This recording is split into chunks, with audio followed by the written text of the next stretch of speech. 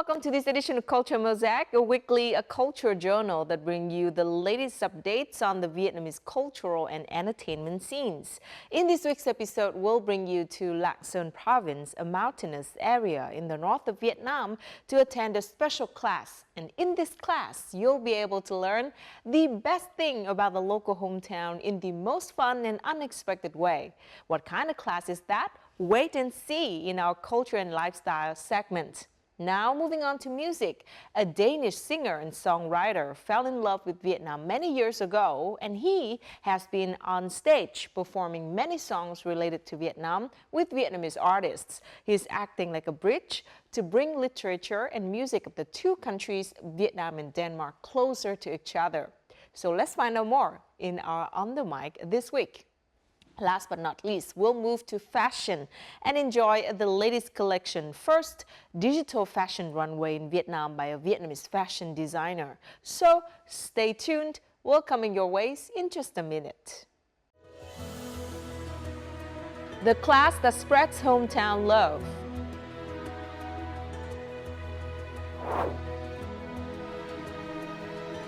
Danish musicians' love of Vietnam.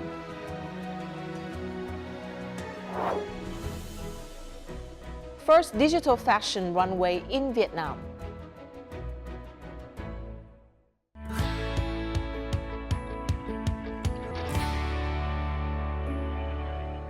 Now, let's begin with some local news. A lineup of the country's favorite singers will perform at a concert in Hà Nội next month. Entitled Những trái tim Việt Nam, or the Vietnamese Hearts, the concert will feature performances from A-list singers Hồ Ngọc Hà, Tóc Tiên, and Lệ Quyên. Hanoian singer Tuấn Hưng, whose recent free mini show held from his house balcony attracted hundreds of fans on Hàng Khay pedestrian street, will also perform. Organized by the Vietnam Theater of Contemporary Art in collaboration with the Digi Marketing Joint Stock Company. The concert will take place at Meeting National Stadium on December the 12th and will be broadcast live on VTV. The concert is being held to mark the country's strong recovery from the COVID-19 pandemic. It's expected that 25,000 people will attend the 3-hour concert. Pop star Mỹ Tâm wowed the audience and expressed gratitude to about 30,000 fans who attended her live show at Hanoi's Meeting Stadium last Saturday night, November the 5th. The live show Chi Âm, or Soulmate, was held after a postponement of 3 years because of the COVID-19 pandemic. Many of her supporters arrived early to secure a good place. Mỹ Tâm performed more than 40 songs over 3.5 hours, donning a variety of costumes and using many props. Mỹ Tâm first performed live at Meeting Stadium 18 years ago. When she returned to the stage, she was moved to hear that many of those who had attended the 2004 live event had continued to support her. The opening ceremony of the 6th Hanoi International Film Festival was held on Tuesday at the Hanoi Cultural Friendship Palace. The festival has resumed after a 2-year hiatus due to the COVID-19 pandemic. This year's festival features 123 films from 56 countries and territories. Attendees will enjoy movies that highlight diverse perspectives on history, nature, the environment, life, family, and cultural values. It's also an opportunity to enhance the position of Vietnamese cinema in the eyes of international community. During the festival, the Hanoi People's Committee will present an award for the Best Director and Film about Hanoi, along with 3 main prize categories. Renowned directors and film critics from the US, South Korea, Japan, Poland, and Vietnam are among the judges. On November the 6th, Sóc Trăng provincial authorities held the opening ceremony for the 8th Culture Week of the Khmer people in Vietnam's southern region. On this occasion, the 5th Oc Om Bok Festival of the Mekong Delta also kicked off. The opening ceremony featured songs and dance performances that showcase the cultural identity of the Khmer ethnic group and demonstrate strong solidarity among the Khmer people.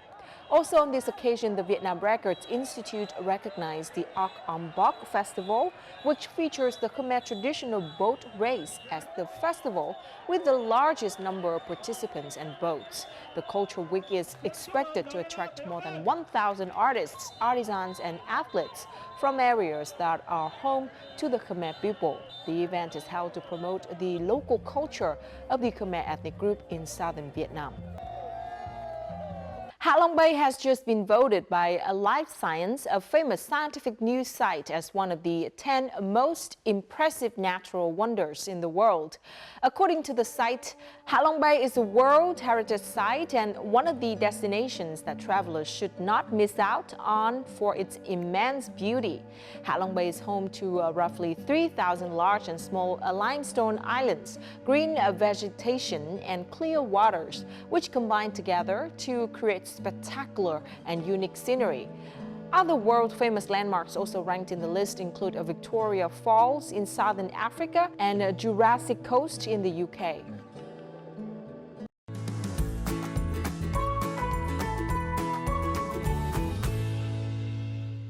In a mountainous commune of Lạng Sơn province, there is a special class. The class teaches local people how to keep up with trends and become famous.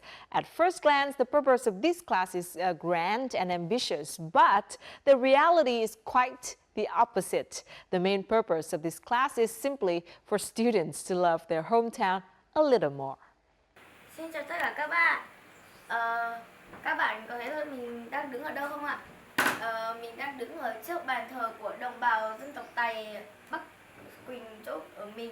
On weekends, after finishing housework and studying, the Cam Dương Thái Hòa brothers in Bắc Quỳnh Commune, Bắc Sơn District, Lạng Sơn Province, are allowed to use their parents' phones to film the beautiful scenery and culture features of the region.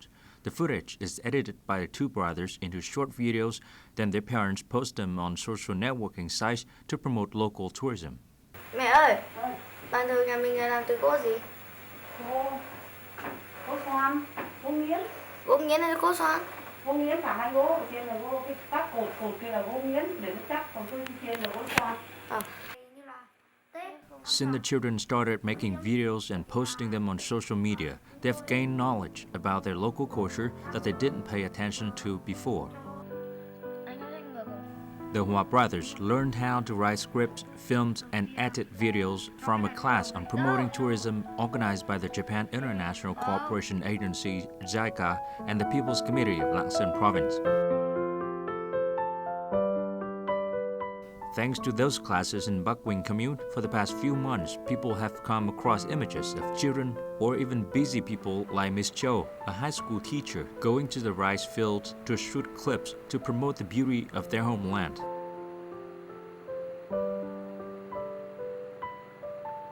Các bạn trẻ bây giờ chơi TikTok rất là nhiều.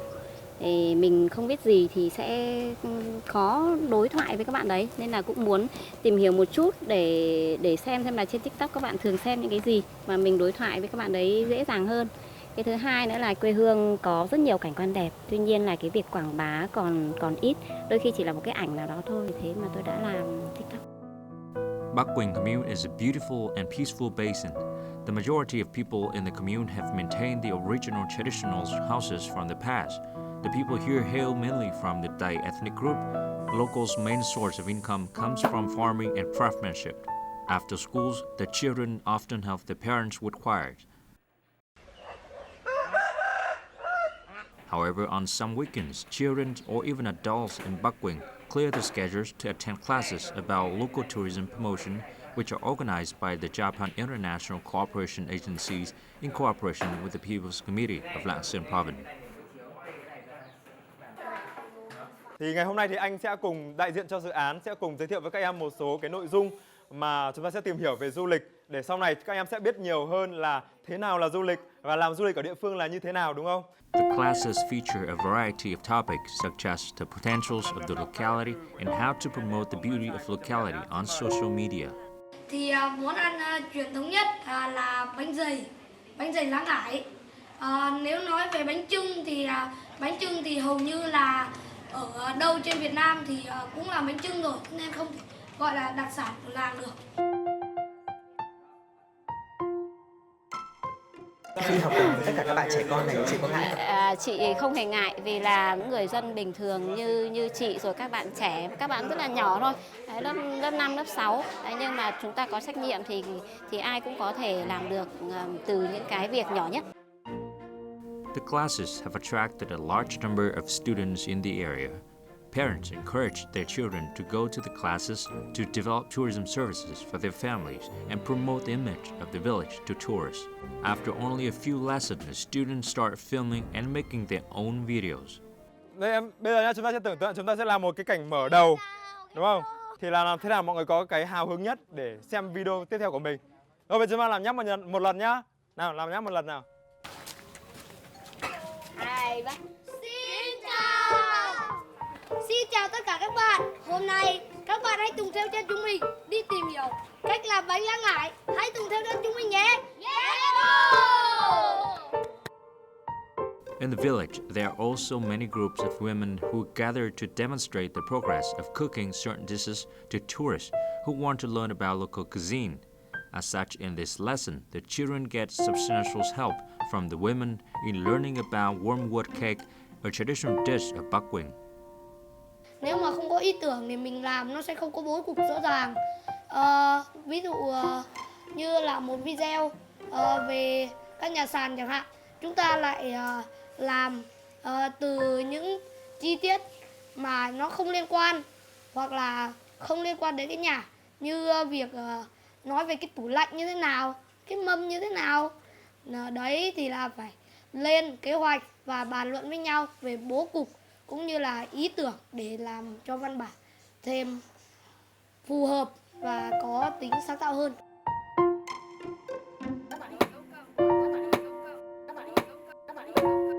Sau đây, tớ sẽ thực hiện công đoạn này cho các bạn xem nhé.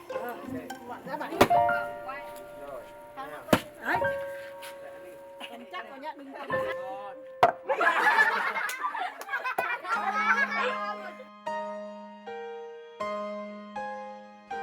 Khi mình quay, mình làm trực tiếp như thế là mình sẽ hiểu và mình có thể thấu hiểu được những nỗi khổ và làm hiểu được về cái nét dân tộc của nơi mình.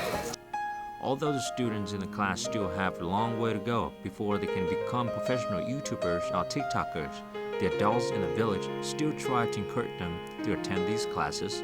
The classes are set to encourage their interest in the familiar culture of their locality and harness its potentials to contribute to changing it for the better.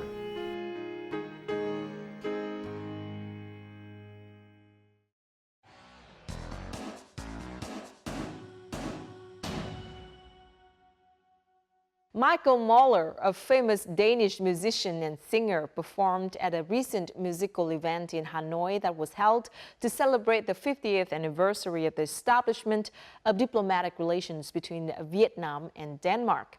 Moller started his music career nearly 20 years ago and has been honored as Composer of the Year and Innovator of the Year at major Danish music award shows. Many people may not know that Michael Moller has many works dedicated to Vietnam, a country that holds a special place in his heart. So let's learn more about Michael Moller's love for Vietnam through this week's edition of On the Mic.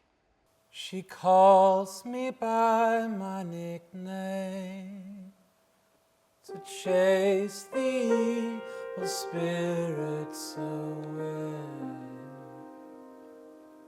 Guava, guava, get into the shelter.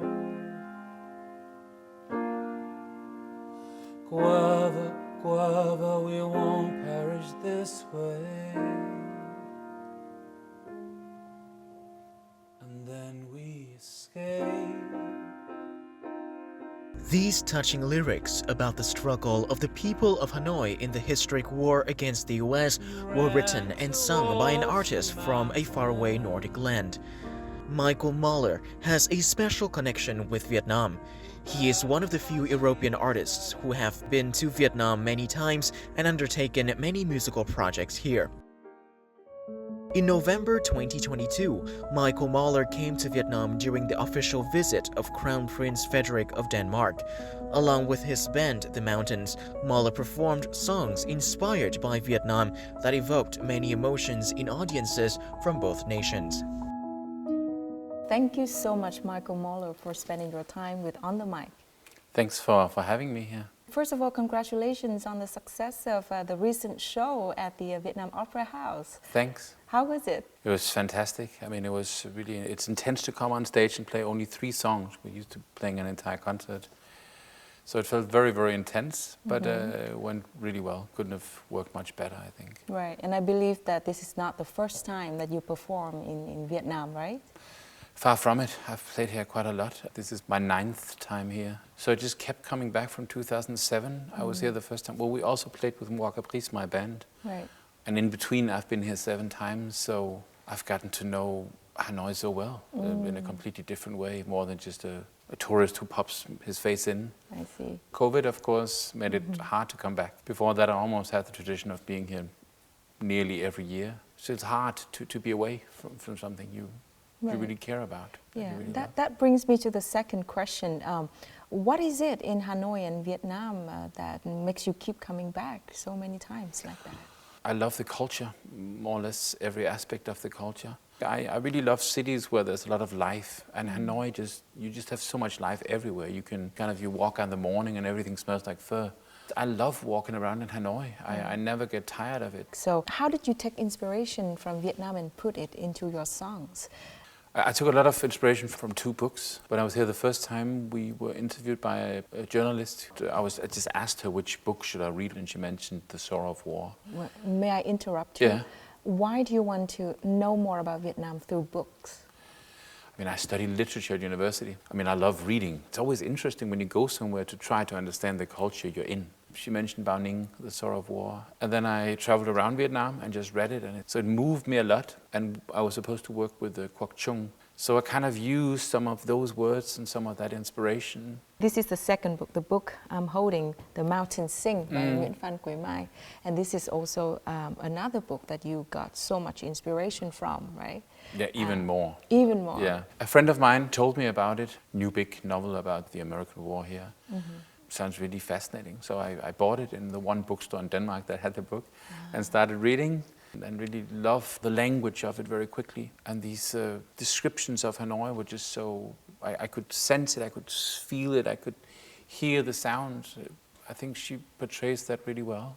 I met online with Quế Mai and talked about me trying to compose songs based on the book, so it's not just inspired, it's really based on the book. I took lines straight out of her book and used the sceneries, the emotions, the stories that you have throughout the book. Right. So every song kind of based itself on a scene and a proverb. I used the proverb, good luck hides inside bad luck. In a song that described Hanoi crumbling, you return to Hanoi after the bombing.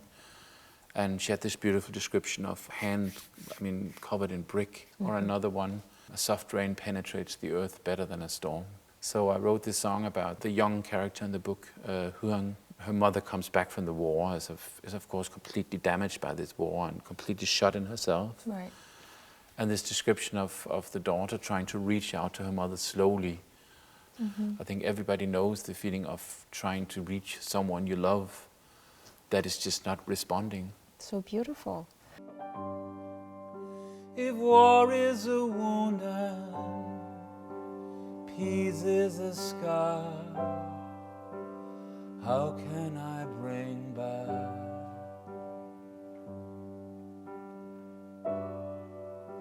the hope in your eyes and the laughter in your heart? I still can't believe that Michael has dedicated so much of his time reading my novel, taking notes, and composing songs from The Mountains Sing. I have always thought that music and literature has the power to open doors, break down barriers, and bring people of different cultures together. And I see it happening here in this project. Yes, he is a Danish composer and musician, but the impact of Vietnam in his art is very clear. He's become even closer now to Vietnam through Quay Mai's book and what it meant to him. I think Michael will never finish with Vietnam.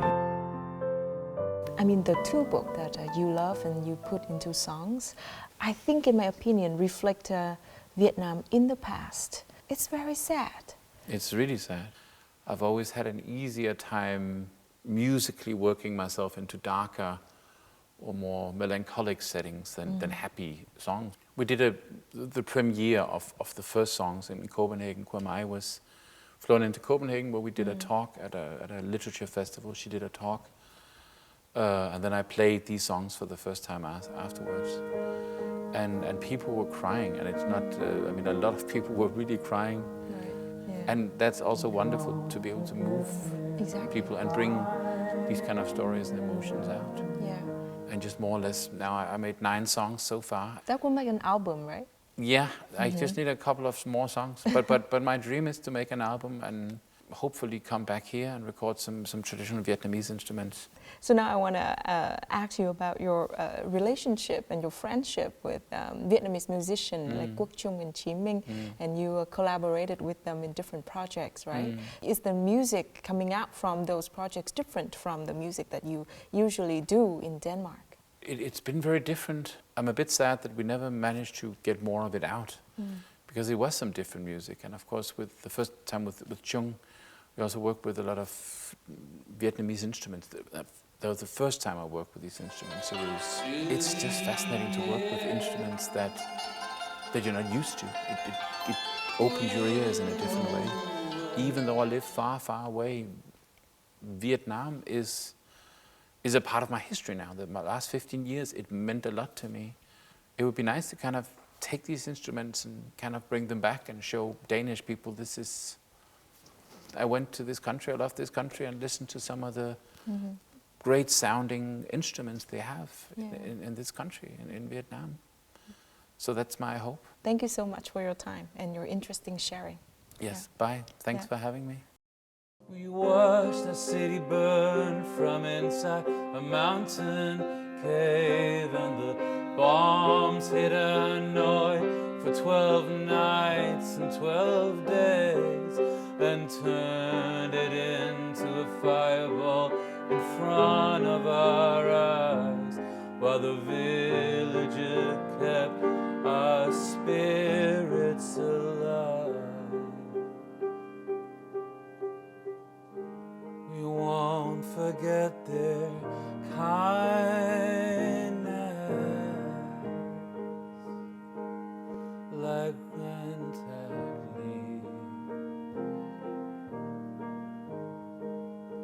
safeguard relief.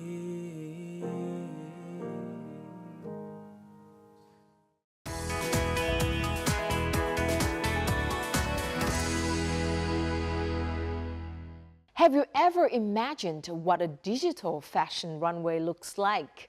Lê Thanh Hoa, one of the leading fashion designers in Vietnam, breathed new life into his latest collection and following the digital fashion trend.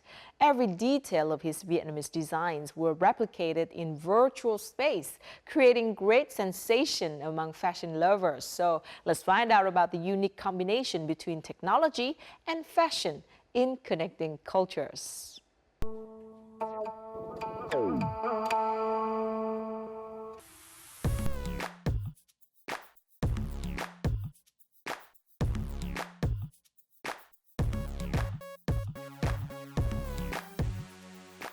The bright red cloaking of Lê Thanh Hoa's latest fashion exhibit immediately catches people's attention at the entrance.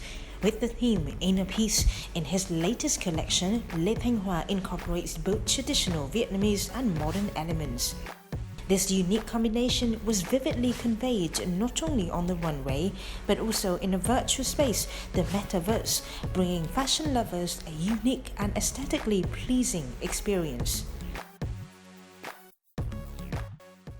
Với Với bộ sưu tập lần này, cái yếu tố truyền thống được họ đưa vào những cái chi tiết áo yếm, áo tứ thân. Bên cạnh đó thì những cái hình ảnh của những cái hoa sen, những cái bông lúa hoặc là những cái lá trúc, những cái hình ảnh rất là quen thuộc của người Việt Nam mình được họ đưa vào để làm cho cái bộ sưu tập của mình nó có thêm cái điểm nhấn. Và cái điều đặc biệt trong bộ sưu tập lần này đó là họ sử dụng chất liệu lụa Mã Châu, là một cái làng nghề của Việt Nam mình rất là nổi tiếng ở Quảng Nam. This unique fashion collection is just the first step. Lê Thanh Hòa also created a strikingly surreal and stunning world in a digital space. In this world, his designs retain their originality and veer away from conventional paths.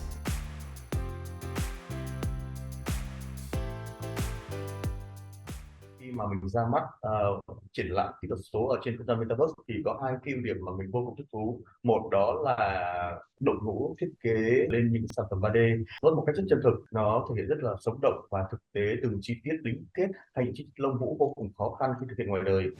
Thứ hai là nó tiếp cận được đối tượng khách hàng trên toàn giới một cách vô cùng nhanh chóng trong cùng một thời điểm, không còn giới hạn là show diễn tổ chức ở Hà Nội hay là ở Việt Nam. Giữa thời trang và công nghệ nó có một cái mối liên kết, họ nghĩ nó cũng bổ trợ cho nhau rất là nhiều. Bởi vì cái việc mà mình kết hợp như vậy thì mà lan tỏa cái bộ sưu tập và giới thiệu được cái bộ sưu tập cũng như là cái nét văn hóa, cái nét truyền thống của Việt Nam đến với bạn bè thế giới. A pioneer of incorporating technology with fashion, Lê Thanh Hòa encountered many challenges, especially when attempting to remake the meticulous and complex details of his garments in 3D designs. However, with the support of Exno Bui, the founder of a Vietnamese digital fashion house, Lê Thanh Hòa,'s 3D fashion collection can be accessed by more people. Một cái ưu tiên hàng đầu khi mà mình thực hiện cái project lần này đó chính là với cái không gian trên Metaverse, author tạo trên một cái platform khá là thân thiện. Một cái người bình thường họ có thể đăng nhập bằng email của mình rồi vào platform đấy và trải nghiệm thưởng ngoạn cái không gian của Lê Thanh Hòa. Driven by his dedication and creativity, Lê Thanh Hòa has introduced the application of metaverse technology in fashion collections and made an NFT, which is new to Vietnamese audiences. Mỗi NFT đều có một chữ ký số riêng và một định danh riêng, do đó nó có tính độc nhất và cũng chỉ có một người sở hữu duy nhất được công nhận. Cái chính ưu điểm đó nó đã thôi thúc mình đưa những sản phẩm thời trang của thương hiệu Lê Thanh Hòa lên trở thành NFT. Chính nhờ cái bộ sưu tập 200 cái NFT đầu tiên này thì người ta sẽ hiểu được một cái khái niệm sở hữu số, là một khái niệm mà mình tin là trong tương lai tất cả mọi người đều có quyền sở hữu những cái danh tính riêng của mình, sở hữu những cái sản phẩm riêng, những cái thứ thuộc về mình, chứ không chỉ là được những cái bên thứ ba như là Facebook hay là Google hay là những cái công ty lớn đang làm. Currently, digital fashion and the metaverse are still new concepts for many people in Vietnam. However, as this trend develops, it will help to break the limits of creativity. We hope that in the future, technology will not only help promote the work of designer Lê Thanh Hòa, but also many other fashion designers in Vietnam, allowing them to be recognized and reach audiences around the world.